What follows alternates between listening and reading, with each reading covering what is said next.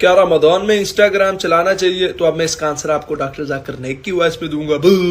Very good question. So the question is, Instagram Ramzan में चलाना जायज होगा कि नहीं होगा? Brother let me tell you one thing, आप इंस्टाग्राम पे क्या करेंगे? आप इंस्टाग्राम पे जाके मीमा देखेंगे, फिर रील्स वीडियो देखेंगे, फिर अपने दोस्ता को या दोस्ता के ग्रुप को पूरा वो गंदा गंदा मीम सेंड करेंगे। उसके बाद क्या करेंगे ब्रदर? उसके बाद आप जब स्क्रॉल कर रहे होंगे, आपके पास आनिया आमिर आएंगा, आनिया आमिर का कोई रील आ जाएगा, आप फिर उसको देखेंगे, फिर उसका प्रोफाइल में जाएंगे, फिर पूरा उसको देख के उसके बाद उसे मैसेज भी करेंगे, hello dear I like you, and फिर तुम्हारा रोजा रखने का क्या फायदा होगा brother?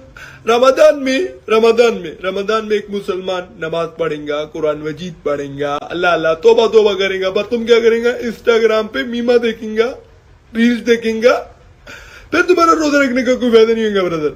So avoid Instagram and focus on your fast.